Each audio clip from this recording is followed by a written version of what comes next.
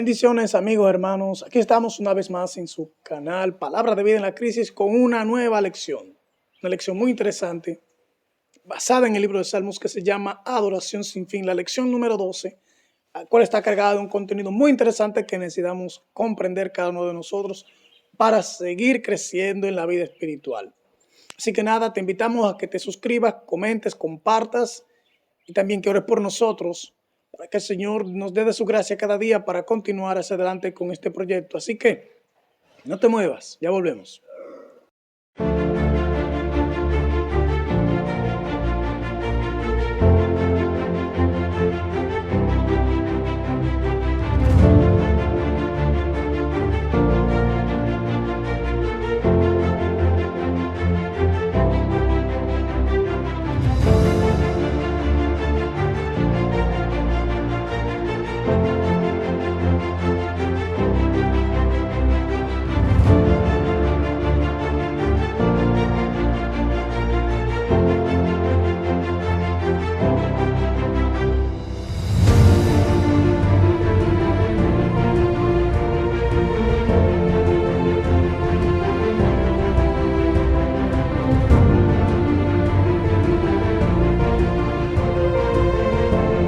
Aquí estamos, mis queridos hermanos, para estudiar este material muy interesante en el día de hoy. Pero antes de hacerlo, te invitamos a que por favor nos acompañes en oración. Padre nuestro que estás en los cielos, Señor, gracias por tu bondad, tu misericordia. Pedimos la bendición y la dirección de tu Santo Espíritu en el estudio de tu palabra. Esto te lo imploramos en el nombre de Jesús. Amén. Amén. Adoración sin fin es el título de la lección. Y el verso de memoria dice: al Señor cantaré en toda mi vida, a mi Dios salmearé mientras viva. Salmo 104, 33. Pues obvio que la adoración en el antiguo Israel no necesariamente se basaba en una liturgia, como decíamos al principio de una de estas lecciones, sino que estaba basado en el estilo de vida del creyente, del adorador. De hecho, como decíamos en la lección pasada, todo Israel estaba en la dinámica, la economía, de hecho, de Israel estaba basada toda alrededor del santuario.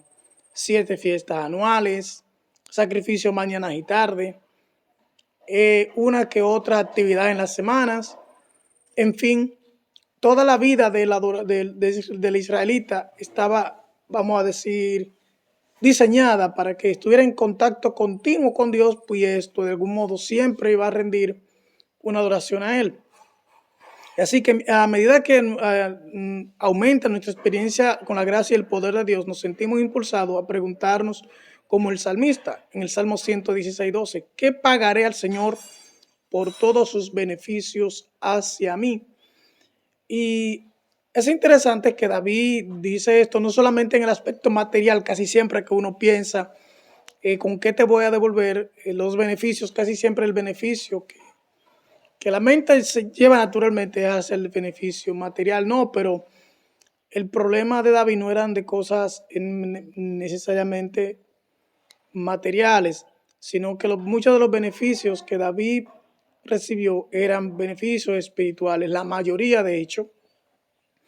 Así que tenemos que, vamos por decir, poner en la balanza las cosas para que el Señor nos pueda bendecir, para que podamos entender realmente a qué beneficio nos estamos refiriendo cuando le decimos esto al Señor. Así que vamos de una vez a la lección del domingo para que podamos aprovechar el tiempo y entrar en materia. Salmo 134 es el verso que nos sugiere para el estudio de este día. Dice: ¿dónde ofrece aquí la adoración? ¿Cuál es el resultado de la adoración al Señor? Y leemos el Salmo 134, pues solo tiene 3 versos y dice: mirad, bendecid a Jehová vosotros todos los siervos de Jehová, los que en la casa de Jehová estáis por las noches. Alzad vuestras manos en el santuario y bendecid a Jehová. Jehová que hizo el cielo y la tierra, te bendiga desde Sión. A menudo, aquí una nota que muy interesante, dice: a menudo los salmos describen a los adoradores como siervos del Señor. Es imposible desligar una cosa de la otra, pues No se puede adorar aquello que es desconocido. En el sentido, vamos a decir, consciente de la palabra. Aunque Pablo le dijo a los atenienses que ellos tenían un altar al Dios desconocido y él demostró que ese era el verdadero Dios. Pero en este caso, lo puntual es que un verdadero adorador es aquel que se convierte en siervo de eso que adora. Así que la adoración la podemos, vamos a decir, dimensionar en dos vertientes: adoración verdadera y adoración falsa. ¿Por qué? Porque muy bien nosotros podemos estar adorando a algo que no necesariamente es Dios. O mejor dicho, no necesariamente lo estemos adorando como Él lo necesita. No como lo necesita, sino como Él lo merece. Así que, por ejemplo, si de pronto yo estoy adorando a Dios con una música que no es correcta, pues esa adoración no va a ser verdadera ni va a llegar a Dios como una ofrenda de olor grato. Si estoy adorando a Dios con un corazón con pecado no confesado, eso no va a llegar a Dios como una ofrenda de olor grato.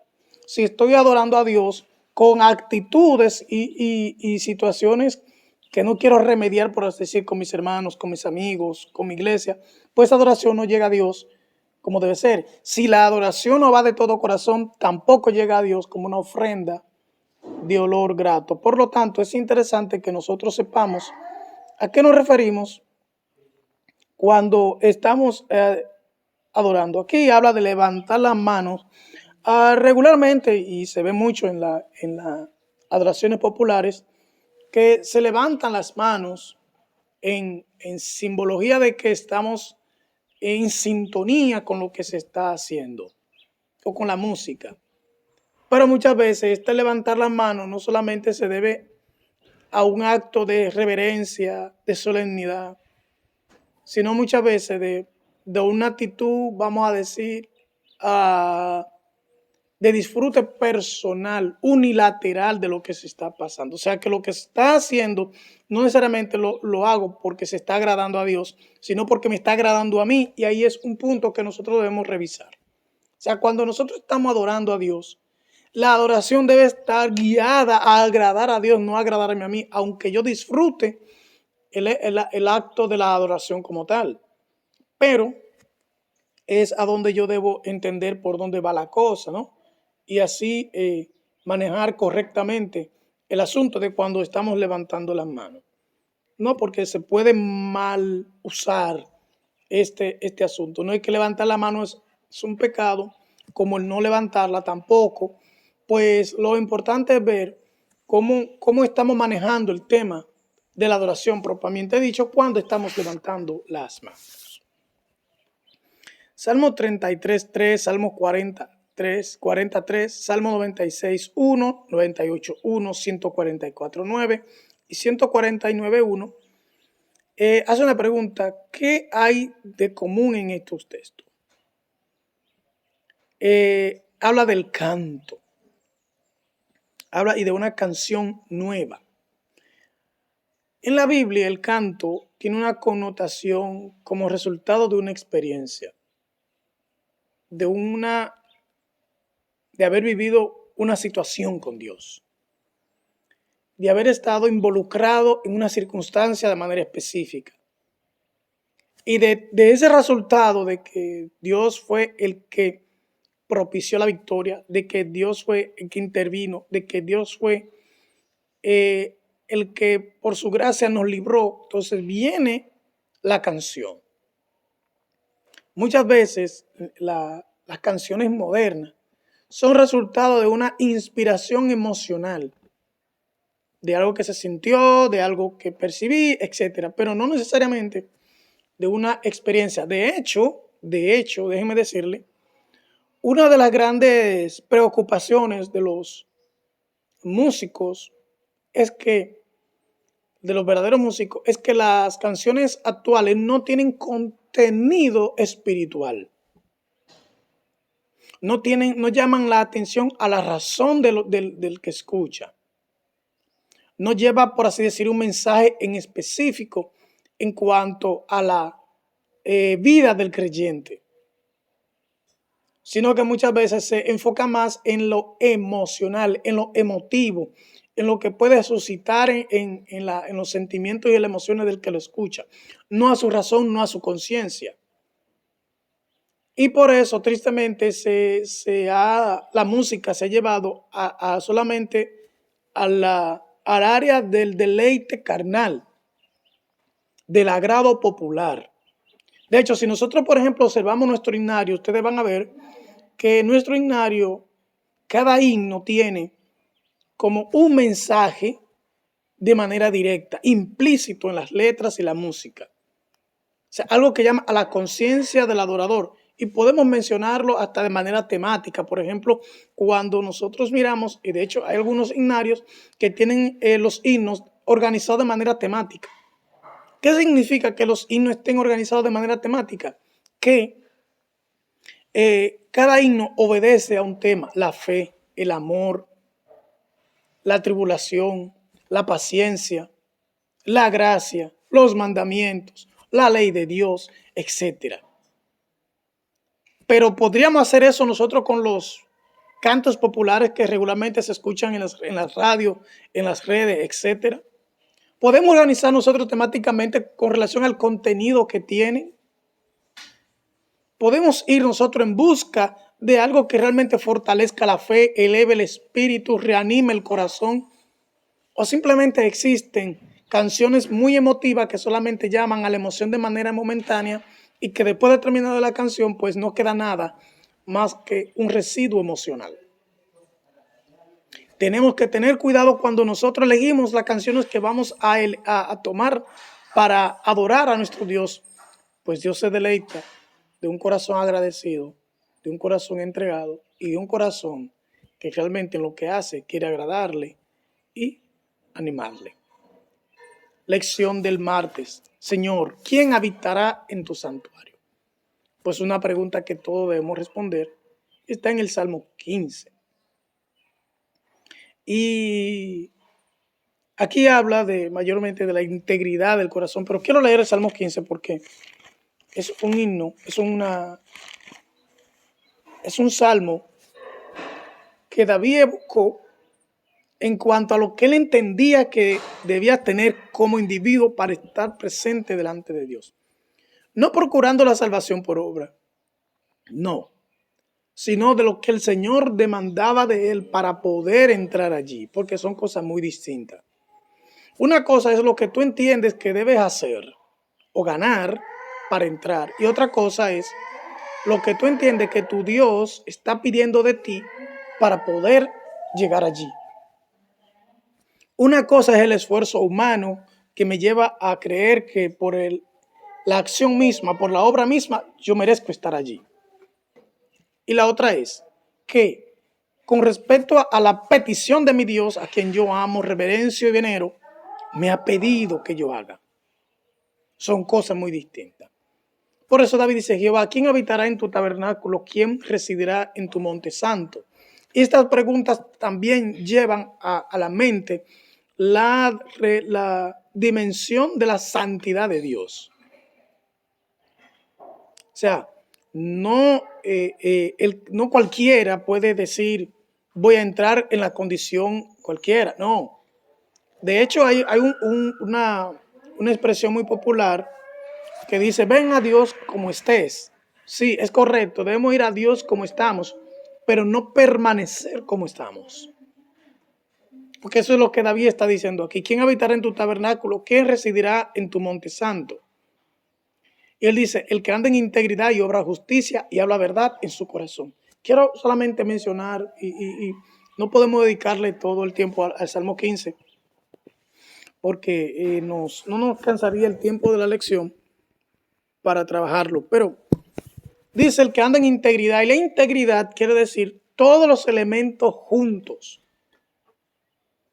O sea, una persona puede ser honesta, así habla una persona sincera que no habla mentira, pero puede ser un ladrón, o puede no honrar a su padre y a su madre, o puede ser muy bien un adúltero. Hay una historia muy popular, por así decir, y es un hombre que está en un hotel y pide una pizza, y en la pizza que le llevan, pues hay dinero, una cantidad de dinero.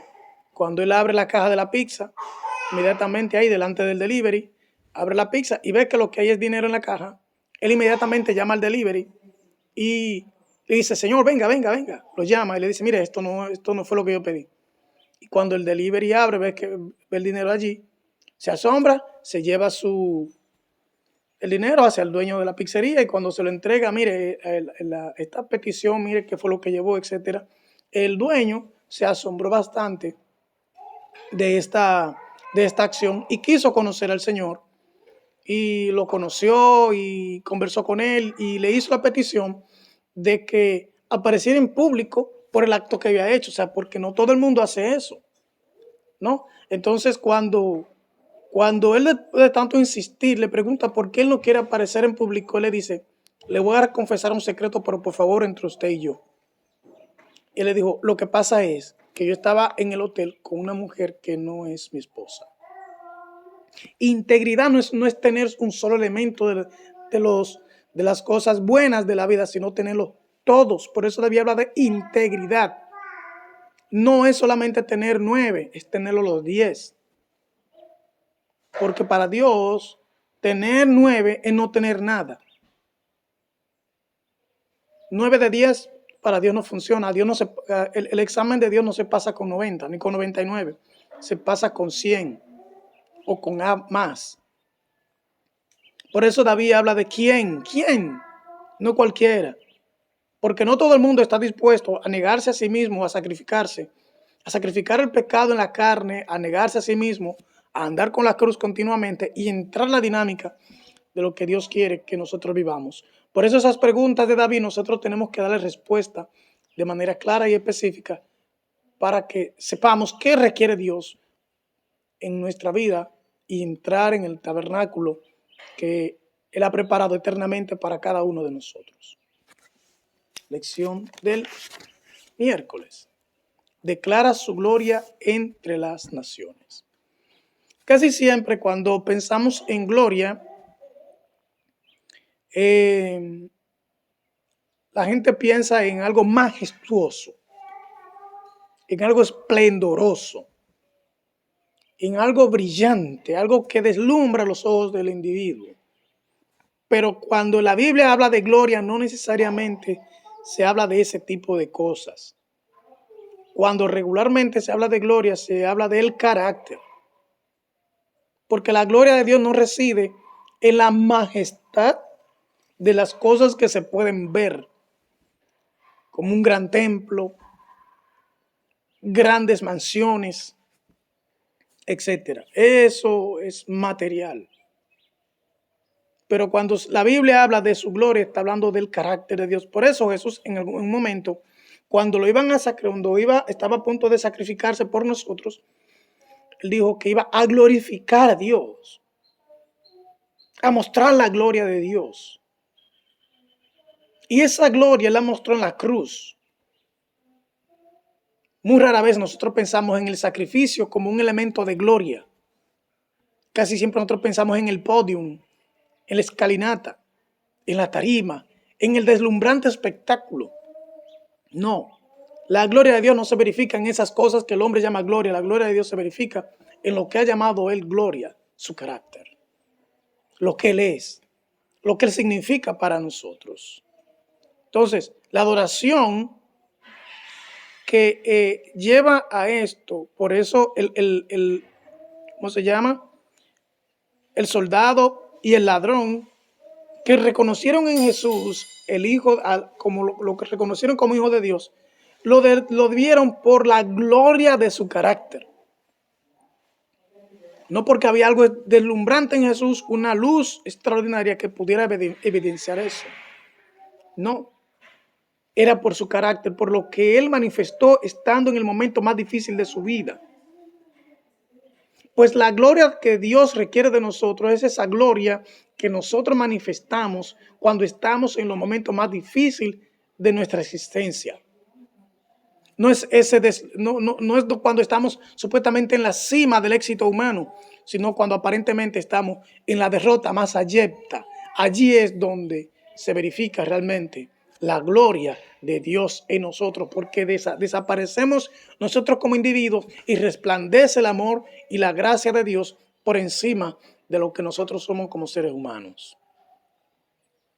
Así que es muy importante que nosotros entendamos que qué tipo de gloria es que Dios quiere que nosotros mostremos a este mundo. No es con una voz extraordinaria, con un tono súper alto y con una variedad de la voz que deleite simplemente el oído humano. No, porque yo puedo cantar excelentemente, pero no tener una vida que armonice con el canto.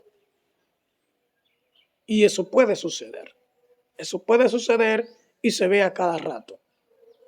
Personas que cantan de una manera extraordinaria y que elevan hasta la moral humana, pero cuando se verifica el estilo de vida de ese individuo, pues no hay muchas cosas buenas que decir, ¿no? Y eso nosotros tenemos que tenerlo en cuenta.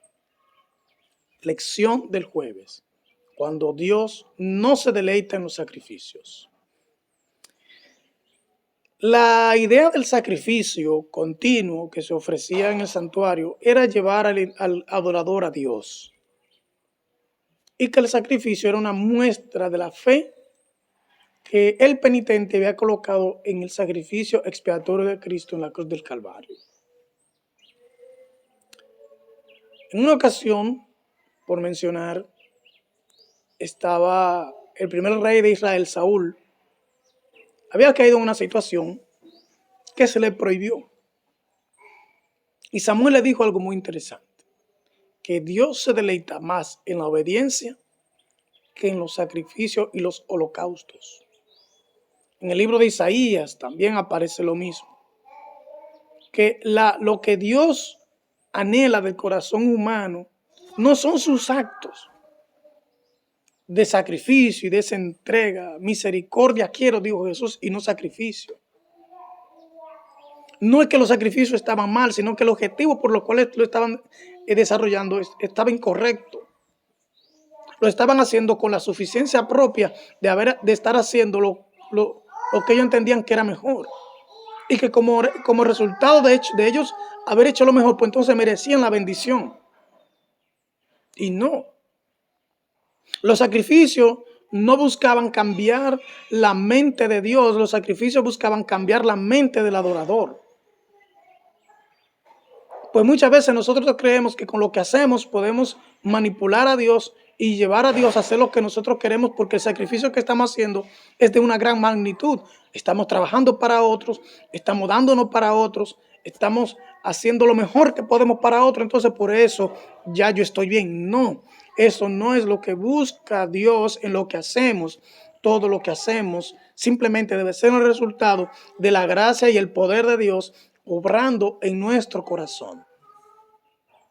Y por eso el sacrificio nunca debe ser un acto que infunda tristeza, sino que el sacrificio debe ser un acto que infunda gozo y alegría en aquel que lo hace y lo desarrolla para honra, gloria de Dios y beneficio del prójimo. Nunca un sacrificio, querido amigo, querida amiga, que tú hagas debe llevarte a ti a una exigencia. Nunca un sacrificio que tú hagas debe llevarte a ti a sacarle en cara lo que haces por otro. Nunca un sacrificio que tú hagas, aún por el mal uso que la persona haga de eso, debe llevarte a ti a la ira, al cólera, a la frustración, nada de eso. Porque todo sacrificio que se hace debe ser hecho por amor, si no se hace en vano, aunque sea muy bueno para la otra persona. Pues alguien puede aprovecharse de un sacrificio que yo haga en vano. Sí, claro. Porque cada experiencia es distinta. La hermana Juárez dice en el camino a Cristo que un corazón egoísta puede hacer buenas cosas, pero lo hace por egoísmo. Y cuando se hace por egoísmo, se está esperando una respuesta de por quien yo hago ese sacrificio. Ese sacrificio para Dios no tiene valor. El libro de 1 Corintios capítulo 13 dice que yo puedo dar mi cuerpo para ser quemado, pero si no es por amor, eso no sirve. No tiene sentido. Así que todo lo que hagamos para Dios tiene que ser, vamos a decir, enarbolado por el principio del amor a Dios y hacia mi prójimo. De que lo que hago es simplemente obedeciendo el principio de que haz con los demás como tú quisieras que los demás hicieran contigo. de que lo que hacemos debe estar siempre enarbolado de que no me amo a mí mismo más de lo que debo amar a mi prójimo. Así que Dios te bendiga, Dios te guarde en esta lección que hemos estudiado, que se llama Adoración sin fin, y que al terminar nuestra experiencia terrenal, sea que descansemos o sea que encontremos al Señor vivo, podamos adorar a Dios sin fin. Que el Señor te bendiga.